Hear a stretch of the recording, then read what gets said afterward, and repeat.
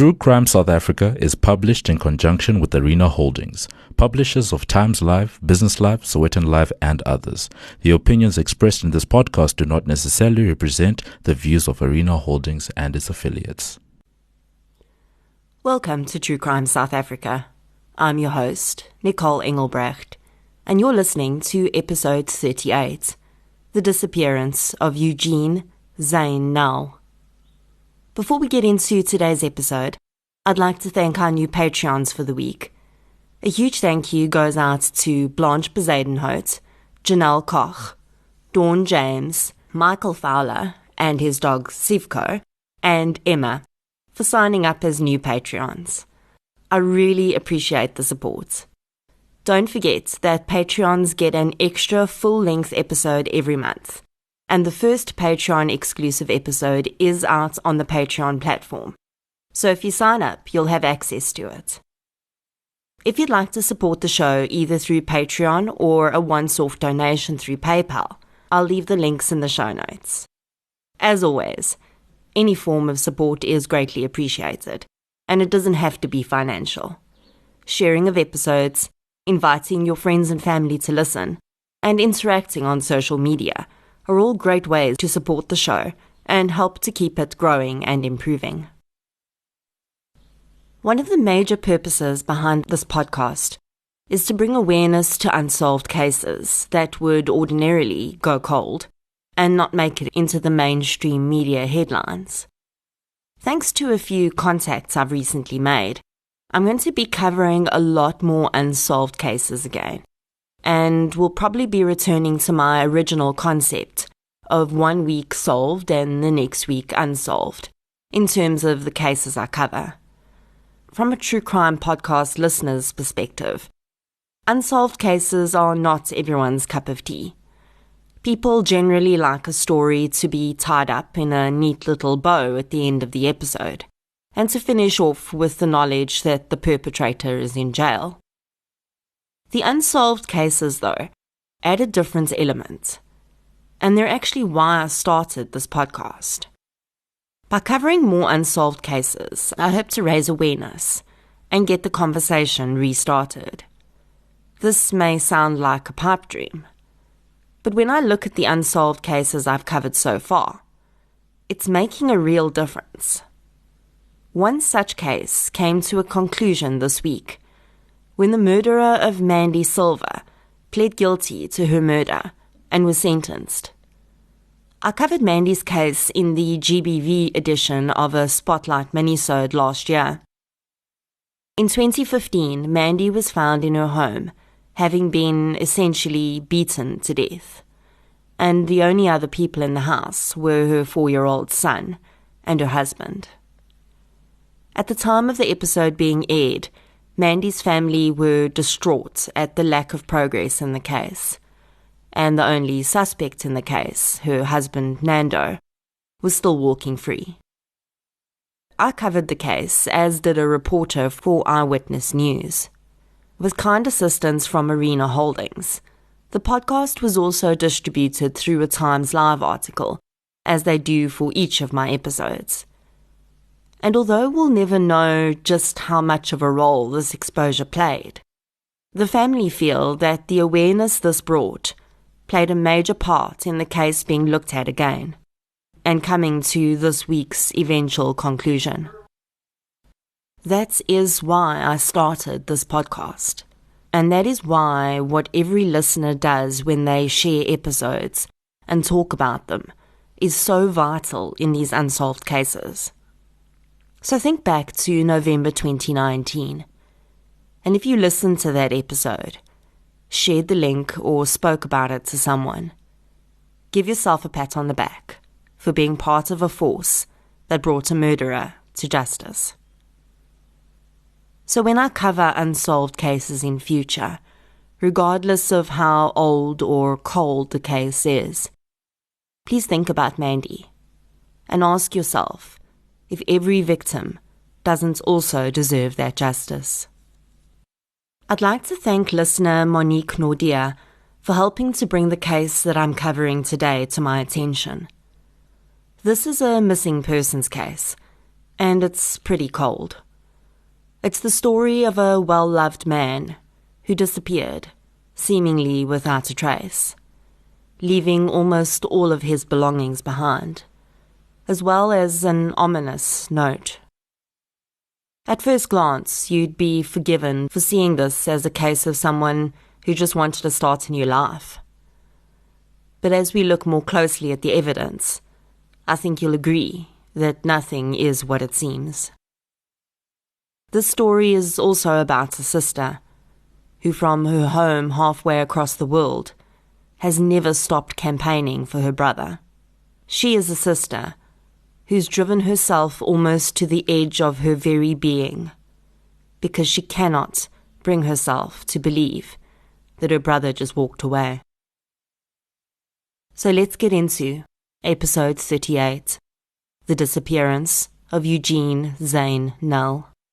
The following episode may contain sensitive material, including descriptions of violence, sexual assault, or graphic descriptions of injuries to victims. If you feel you may be triggered by such material, please consider this before accessing our content. To access trauma counseling or services, please see the helpline information on our show notes. Eugeine Zane Null was born on the 28th of April, 1978. Throughout his childhood and high school years, Eugeine used his first name, but as an adult, most knew him as Zane, and that's what he preferred, so that's how I'll refer to him throughout the episode.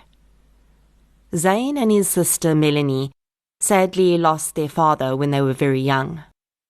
In researching this episode, I had the pleasure of being connected with Melanie, who lives in New Zealand now with her husband and children. She described a happy childhood, despite having to move around many times after her father's passing.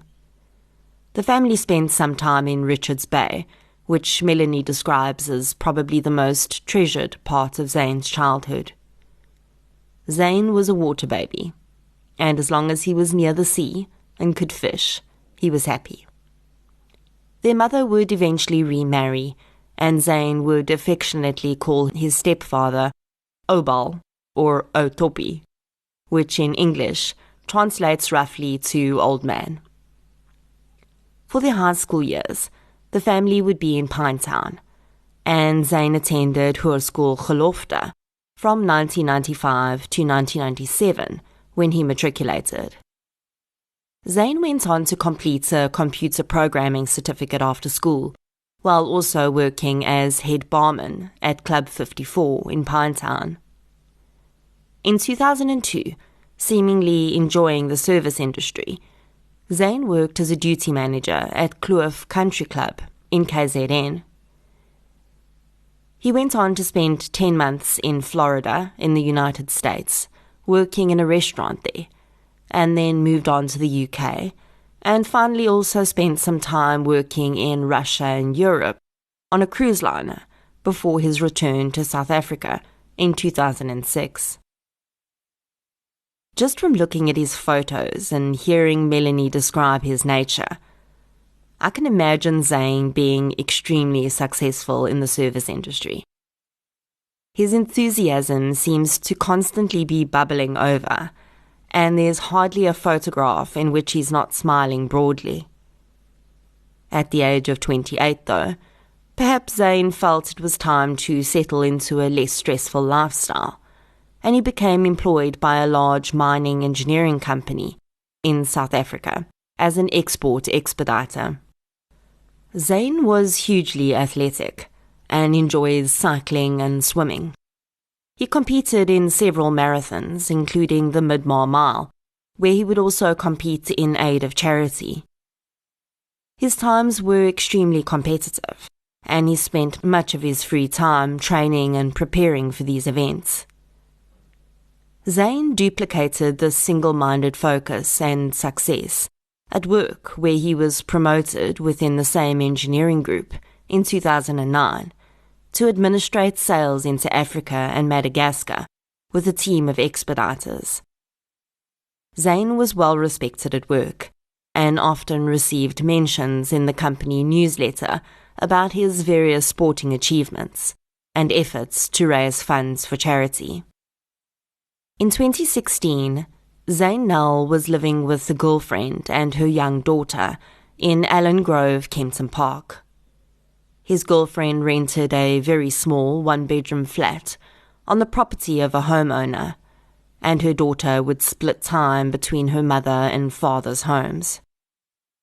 When the little girl was home with her mother and Zane, due to space constraints, she'd have to sleep on the couch, which Melanie says Zane was unhappy with, so he was saving up to put a deposit down on a larger home for them. In February 2016, Zane competed in the Mid-Mile Mile in KZN, and then toward the end of February, he attended the Ultra SA Music Festival with his girlfriend. Pictures on a Twitter profile he set up show him and his partner smiling broadly and clearly having a good time. That was February 29th. Zane had a close relationship with his mother, who still lived in Pinetown, and despite Melanie having moved to New Zealand in 2005, he still remained in close contact with her as well. There's a photograph of Zane seeing his sister off at the airport, and he has his niece, Melanie's baby daughter at the time, laying on his chest. The photo exudes closeness. For reasons which will become apparent, we only have one version of what happened on the 2nd of March 2016. Zane's girlfriend would later say that when they'd woken up, Zane had a migraine and said he would be unable to go to work. Melanie confirms that Zane had suffered with migraines his entire life, especially when the weather was very hot or he had eaten chocolate. Zane's girlfriend worked at the same company that he did, and she dressed and headed out to work, leaving Zane in bed to sleep off his migraine. We do not know whether Zane actually called in sick to work that day. It's entirely possible that his girlfriend had reported him as sick when she arrived at work, but that would likely be contrary to most company policies, which require the employee to report their absence personally. Zane's girlfriend says that she stayed in contact with him by WhatsApp throughout the day, and he reported feeling much better by that afternoon. He sent her photos of him playing with his kitten Tigger, to whom he was very attached. She would later be reported as saying in a Bild article that there was absolutely nothing out of the ordinary that day, besides Zane's migraine. He had behaved normally, and she had no cause for concern, until she returned home from work. She arrived at the flat about 4:20 in the afternoon, and found that Zane was not there. Assuming he'd gone to the shops, she initially thought nothing of it. That was until 4:39 p.m, when her phone pinged with 2 messages from her bank. One was a notification of the transfer of 14,000 rand into her bank account from Zane, and the other was a separate transfer from him for the amount of 1,500 rand, which was what he owed her for rent. It was that message that contained a strange clue. Zane had used the word brief, which means letter in Afrikaans, and also a 4-lettered Afrikaans swear word starting with a P as a reference for payment. The woman began to search the flat for a letter. On Zane's laptop, which stood in the middle of a bed, was a letter typed into Microsoft Word. It was not saved. The letter would later be published in the Afrikaans magazine Huisgenoot. Names have been redacted to avoid identifying people, or when swear words are used. It was addressed to his girlfriend, and read as follows when translated into English. Quote, "I've decided to move on. Don't try to find me. I'm not a good person. Actually, sometimes I'm scared of myself in some circumstances. I'm not going to resign. I work my butts off for them, but then I get judged by some of the worst people I've ever met. You can drive my car until the bank takes it back. There won't be money in my bank account to pay the car at the end of the month. You'll probably be able to drive it for a few months. You can also take all my stuff that's in storage. I think the number is... It's a grey building next to a red building in front of the parking. When you go up the stairs, I think it's the 3rd or 4th unit. But I think if you just ask, they'll give everything to you. My ID number is... You'll have until the end of the month to get the stuff. I'm just afraid if you don't get it by then, they'll auction it off. If you don't want it, then phone my mom and tell her that must make a plan to come get everything. I hate my job. The sad thing is that I was very happy, but I can't handle it anymore. I get so much more to sort out, but don't get an extra cent. I also get judged about how I handle my team. I don't want a team that talks behind my back anyway. Tell my mom that she can move to New Zealand now. I have no purpose or ambition. I never have. I don't want earthly things, and I don't understand why I must work so hard for nothing. I know I make you very unhappy. You've been unhappy from the day I told you that you're like... and that is months ago. I know you say that you love me, but I don't think you really do. I can see that you're unhappy. You always say things to hurt me, and I think that subconsciously you're trying to push me away. Well, now, I'll be out of your life. I'm leaving the S5 for you too. I see the screen is chipped at the bottom, but you have 2 free screen repairs. I tried to contact Samsung to find out, but had no luck, so you'll have to phone. I have nothing more to say except goodbye and good luck. Enjoy the car and all the that I bought. Good luck with your life going forward. You'll help many people one day. That's where we're different. You have a purpose. You want children, and you want to make a difference in this world we live in. Please give laptop back. End quote.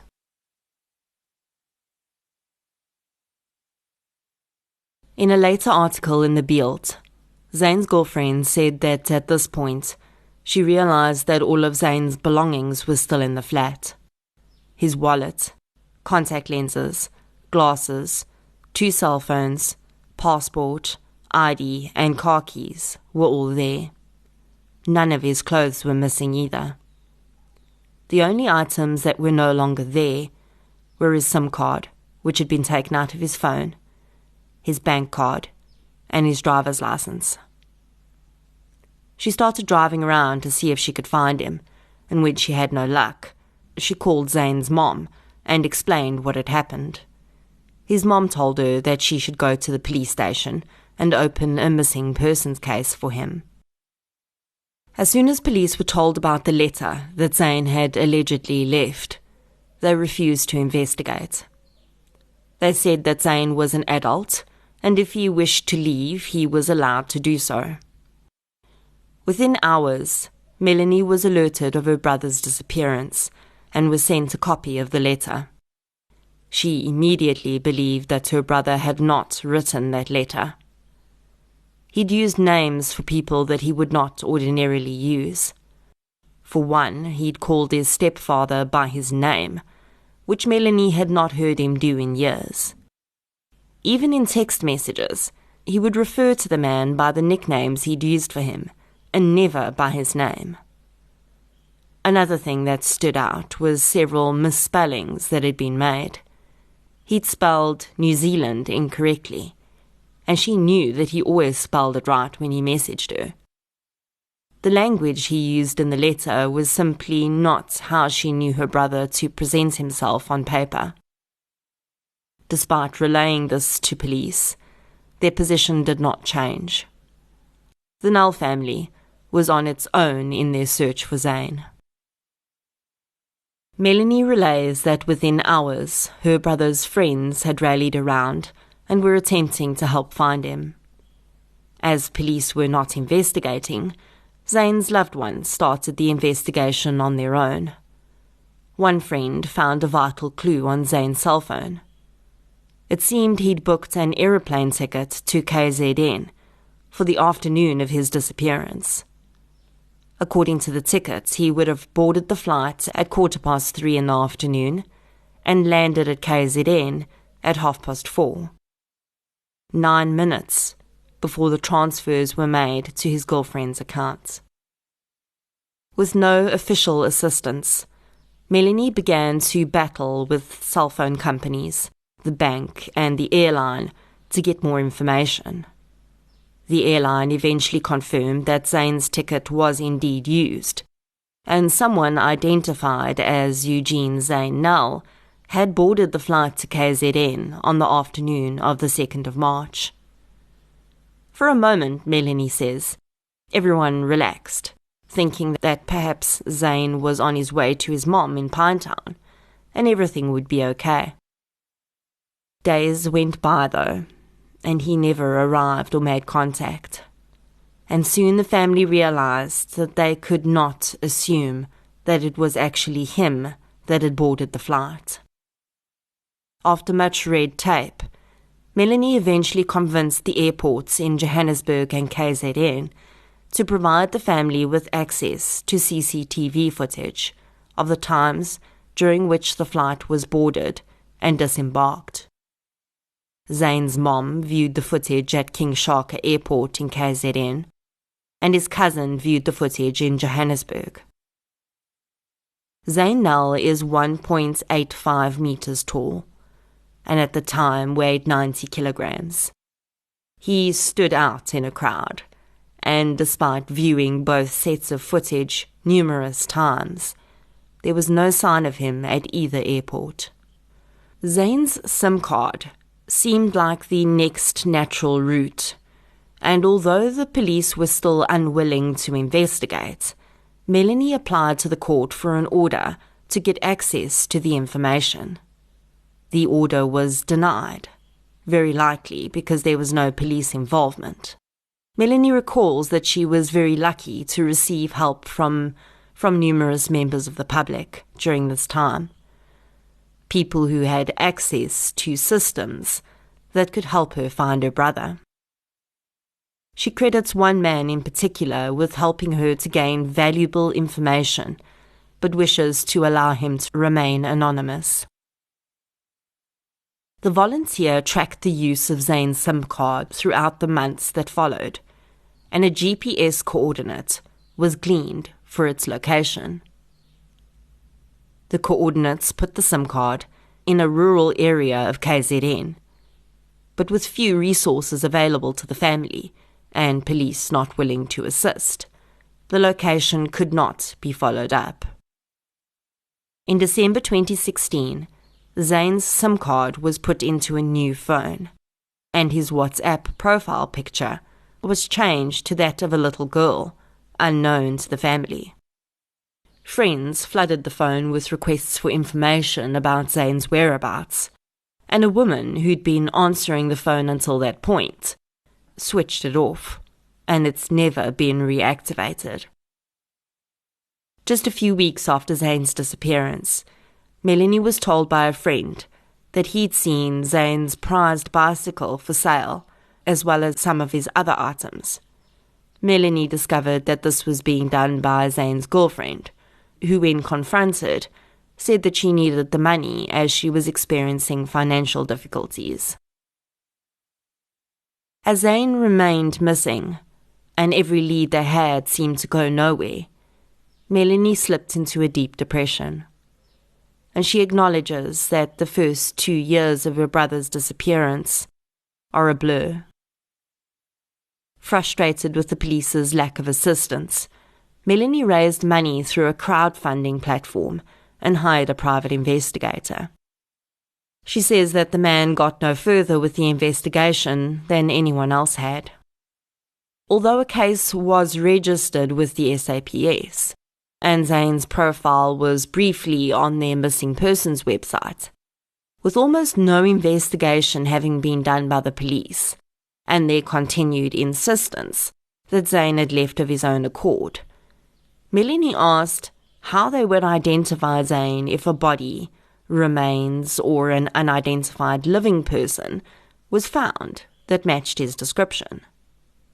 The answer was DNA, but police had never requested any DNA samples from the family. With Zane's father being deceased, and their mother only holding his maternal DNA, the best bet was for Melanie to submit her DNA. But being in New Zealand, South African police had no suggestions as to how this could be done.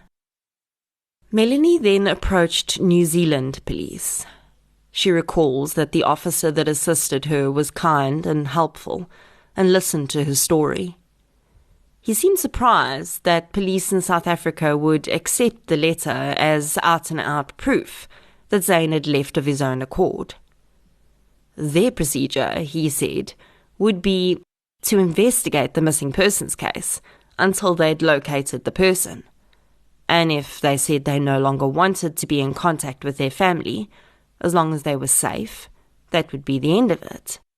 But they wouldn't just leave it at the letter. The police officer also told Melanie that in cases he had dealt with where people had left to start a new life, they hardly ever covered their tracks, and they were almost always easily found. The fact that there was absolutely no trace of Zane after the 2nd of March 2016 was very concerning, he said. Furthermore, in the officer's experience, when people left notes, either proclaiming that they were leaving or intending to take their own lives, these were almost always written by hand and left in plain sight. The letter from Zane had been typed on a laptop and not even saved. The laptop hadn't been connected to a charger, and if the battery had died, Zane, who was very computer savvy, would surely know that the letter would likely not be seen. New Zealand police helped Melanie with her DNA harvesting and sent the sample to South Africa.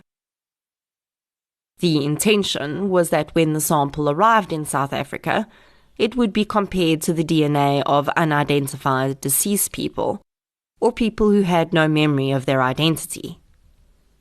When Melanie followed up to see if any matches had been made, she was told that the sample had been lost. She was back to square one. As she felt that it was vital that police have a DNA sample, she tried another route, this time through Interpol. She also wanted the case registered with Interpol, just in case Zane had gone overseas. Although his passport had been left behind, she says that by this point, she tried absolutely everything she could think of, and wanted to make sure she'd covered all her bases. Interpol, unfortunately, was not willing to take the case unless South African police gave the go-ahead, which they wouldn't. More recently, genetic database Ancestry.com would come to the rescue by giving Melanie a hugely discounted DNA kit with which to process her DNA. They will then develop her profile and forward that digitally to the South African police.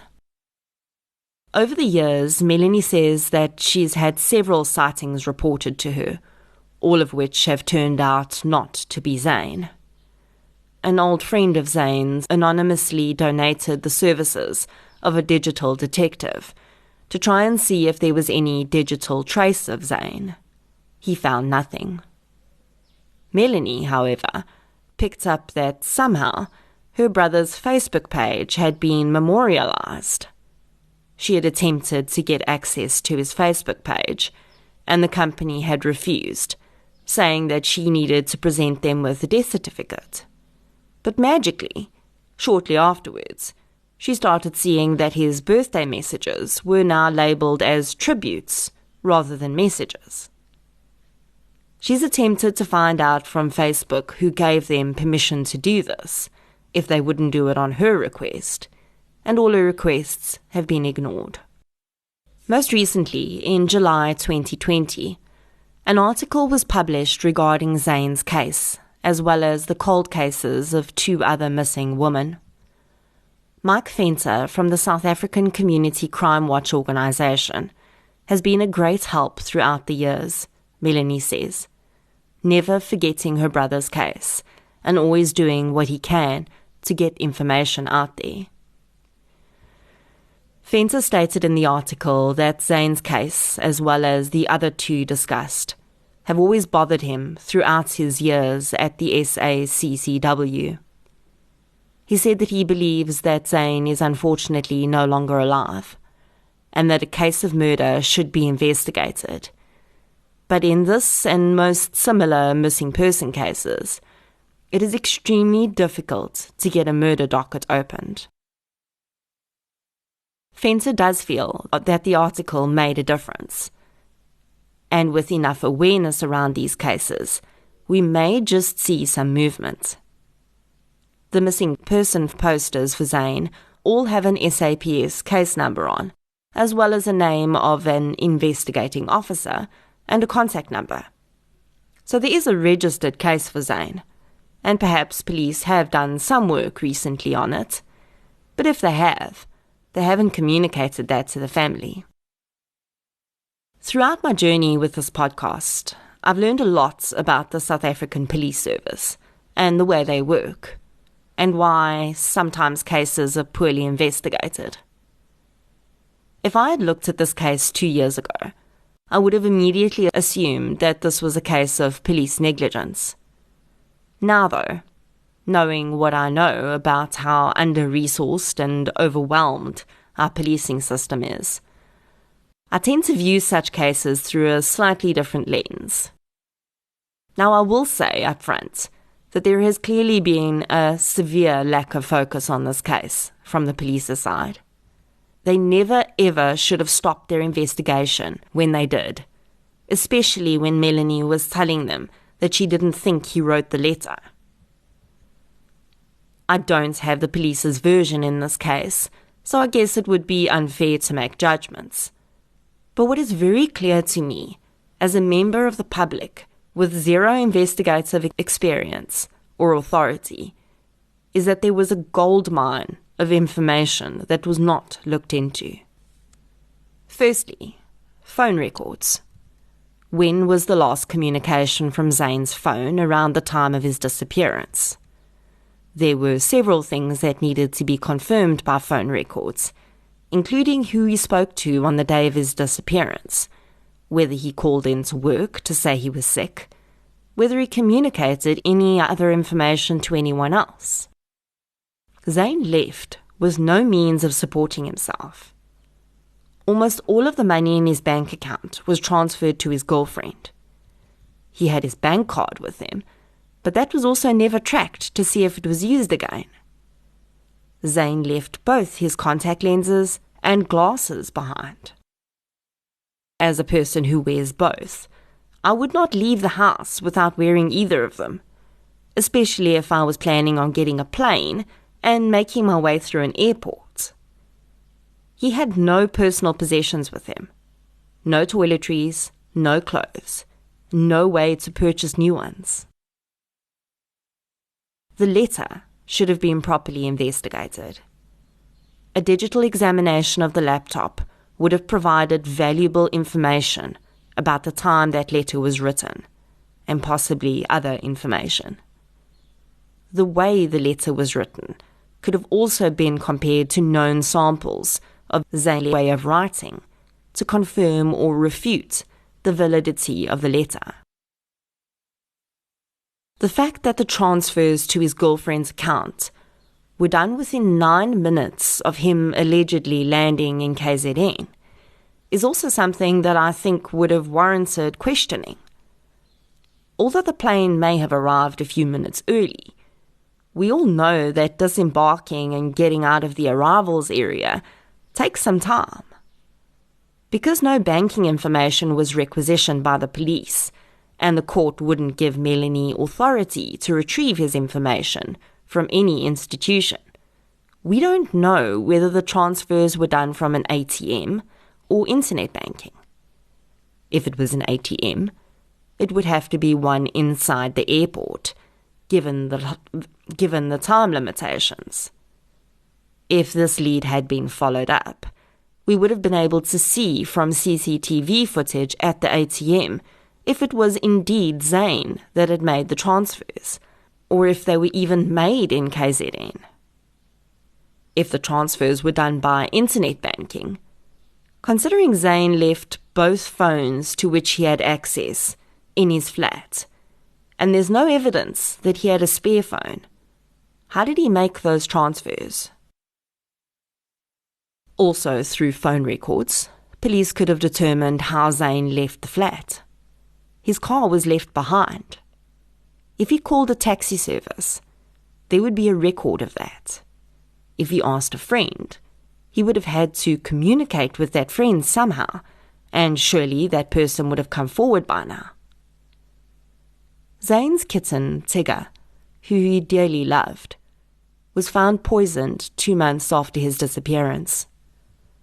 Zane's wishes for the kitten were not even mentioned in his letter, and while this may seem like a small point in the grand scheme of things, any animal lover would likely balk at the thought of leaving their pet behind with no plan for its safety.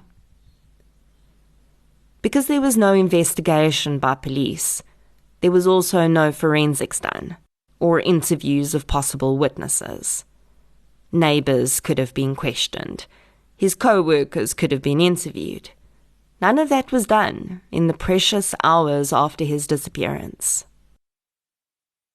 If the police had been involved, the lead in rural KZN with the SIM card could have been followed up, and perhaps led to the identity of the person with Zane's SIM card. Although there is no trace of Zane after the 2nd of March 2016, in my mind at least, this case was definitely solvable. And under the right circumstances, it still is. So what happened to Eugeine Zane Nell on the afternoon of the 2nd of March 2016? There are a few possibilities. The Occam's razor theory tells us that the simplest explanation is usually the most likely one. So in this case, that would be that Zane really did leave everything behind and went off to start a new life. In other cases where this has happened, which are few and far between, the person in question is not difficult to find by police. Regardless of how far you run, unless you have professional people covering up your trail for you and creating an entirely new identity, you're going to leave a trace somewhere. There is absolutely no evidence that Zane had any contact with people who could make these things happen, or that he had the capability to do so himself. With all of the evidence making the possibility that Zane left voluntarily unlikely, one point stands out above the rest. Zane had a good relationship with his family. He was a caring and kind person. If he's out there, he would know what absolute devastation his sister, mother, and all his friends are experiencing. Would he really put them through 4 years of horrific pain on a whim? We must, of course, consider the possibility that Zane may have intended to take his own life. Although there was never any indication that he was struggling with mental illness, it is always a possibility. But why would he travel to KZN to do that? And why would he not mention this in his letter? If he had committed suicide in KZN, surely his body would have been found. But we cannot guarantee it would have been identified, because his case was not being investigated. I find the possibility of suicide highly unlikely, though. Which leaves us with the possibility of foul play. There are far too many things that have gone uninvestigated for us to even know where to begin. For starters, we only have one person's testimony to say when the last time was that Zane was actually seen. We don't know when his last contact was, and we don't know when he was physically confirmed to be safe outside of the home. There are serious doubts about whether he wrote that letter. But if he didn't, he was either providing information under duress to the person who did, or it was written by someone who knew him well. The inconsistent references to his girlfriend in the letter, first as a good person, and then in the payment reference as that 4-lettered P word, is also strange. It is entirely possible that Eugeine Zane Nell was murdered on or around the 2nd of March 2016, and his body was disposed of in an undisclosed location. The motive for murder would only be known by his killer. It could have been revenge, or for financial gain. One theory that Melanie investigated early on was the involvement of drugs. Zane's friends had told her after his disappearance that he'd occasionally used drugs when he attended dance parties and music festivals. All confirmed, though, that he was not a regular drug user. Indeed, the fact that he was an athlete and trained and competed regularly points to the fact that he was probably not using every day, at least. He also had a significant amount of money saved up, which would be strange for a habitual drug user. He had attended the Ultra events just 2 days before his disappearance, though. So we have to consider the possibility that he'd interacted with someone there and things had gone sour.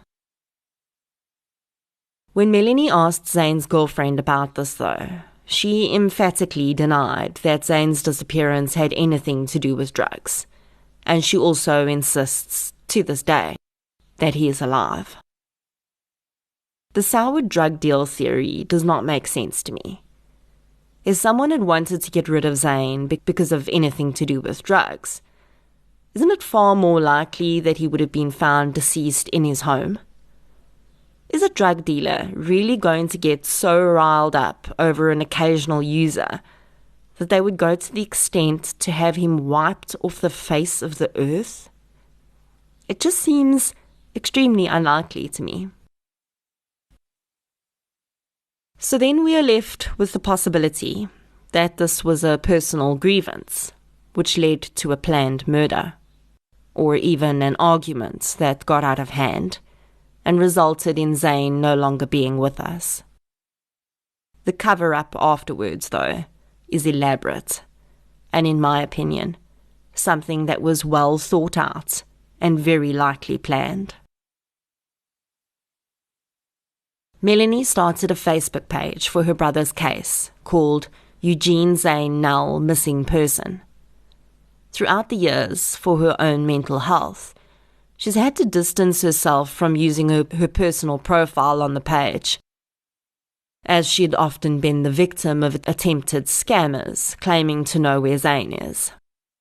She has done a phenomenal job keeping that page going and constantly updated. Every year since his disappearance, Melanie has baked Zane a birthday cake on his birthday, in the hopes that one day he'll be able to enjoy it with her. This year it was particularly difficult for her to do so, because there was no flour in the stores after everyone had stockpiled for lockdown. So she improvised and used 2 muffin mixes instead. Zane still got his cake, come hell or high water. I asked Melanie to tell us a bit about Zane. My brother had a really good heart. He used to cut his hair every single year to show his support to the little cancer kids and people with cancer. He used to show me the pictures of his shaved head and all the paint and stuff on it, and we used to giggle about it. And he used to say that just having no hair for him for just a few months, is nothing compared to what the poor cancer people must go through. And he also did a lot of charity events like the Mid-Mile Mile. He used to swim for charities and things. He was just a very loving person. He would do anything to help anybody. The homeless, he would give them money and food and stuff. And he was just a good person. I used to be petrified of needles. I still am. But even though he was also not too fond of them, he would donate his blood every time he could. Say he's sharing his mojo with everybody that don't have mojo, and he'd just donate his blood with a big smile. He said he loved his little cookie and juice that he got in the end of it. He was just such a good person. If you look on my page, everything and everybody just says that he was a good person. He made them laugh. He saw the humor in life. He was a big comedian himself, making others laugh and stuff. I just don't understand that he would want to just go away and not be found and just disappear on his family and everybody. He used to be in contact with me with birthdays and things, and he was actually teasing me endlessly because of my 40th that was upcoming. He would tease me every year saying, "Oh, getting closer to 40, getting closer to 40. So my 40th birthday was really hard when he didn't contact me. It hurts that he's not contacting me anymore, and I really miss him. As you can hear, the pain, even after 4 years, is still raw. All she wants is a resolution to this never-ending nightmare. In the Huisgenoot article, she made the following statement, which I've translated from Afrikaans. Quote, "If my brother is still alive and I could give him one message, I would just ask him to contact police and let them know he's okay. That will be enough. We will not bother him and insist on answers. But if he's no longer alive and someone out there can just give us a clue about where to find his remains, anything just so that I don't have to ask myself every day, is my brother alive or dead?" End quote. Think about that for a moment, because I certainly did. Look at one of your loved ones, your wife, your husband, your child, brother, sister, and imagine them just evaporating into thin air. No matter where you look or what you do, there are just no answers as to their whereabouts. You cannot grieve because you have no idea if they're dead or not. You cannot move on because you don't want to move on without them. So you're stuck in this ongoing loop of questions that seemingly have no answer. And now think about that one person who's out there, carrying on with their lives. And they know. They have all the answers you seek. They're just not talking. Although every case that I cover is special to me, the ones where I communicate with the families stay with me in a different way. I think it's because through them, I get to know their loved one, and they become human and real. And through my presenting their story to you, you get to meet them too. So say hello to Eugeine Zane now, who preferred to be called Zane. He loves the water and enjoys eating out at Spur. He's tall and stands out in the crowd, and his smile is warm and inviting. Zane is an avid sportsman and enjoys cycling and swimming. He was talking about taking up running just before he disappeared, as he wanted to start doing triathlons. Zane loves his mom, sister and stepdad, and he has many friends who speak of him fondly. Zane was on track to some exciting things in his life, but then he just vanished. But no one really just vanishes, do they? And someone knows something. Yes, you. maybe you're listening to this podcast, would it be so much for you to just leave an anonymous message somewhere and tell his family where he is so that they can get off this emotional roller coaster? Would that really be so hard? Whoever you are and wherever you find yourself today, you know what your level of involvement was. You know what you did, and you're still likely terrified of being caught. Maybe you need to get off the roller coaster too. Zane's family has been to hell and back. They have not received the support they deserved from the South African Police Service. And I really hope that that changes very soon, because I know we can do better than this. I know what our police service can do when they set their mind to it. So it's time to step up and let this family know that they are supported and that their brother's life meant something. Because it did, and it still does. Zane, your sister has never forgotten you, and now, neither will I. And we will not stop pushing until we know where you are.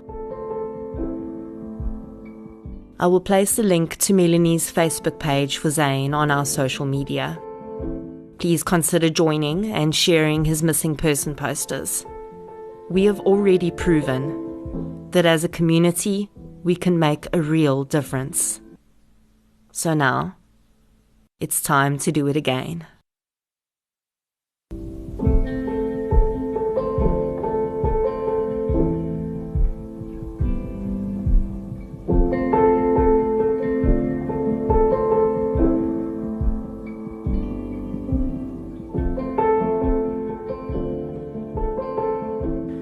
Thank you for listening to episode 38, The Disappearance of Eugeine Zane Nell. If you enjoyed this episode, please be sure to subscribe to the show on the app that you're using to listen right now. You can also follow us on social media. We're on Facebook, Twitter, and Instagram. I'll be back next Friday with a Spotlight minisode. Until then, as always, thank you for your support, and I'll chat to you soon.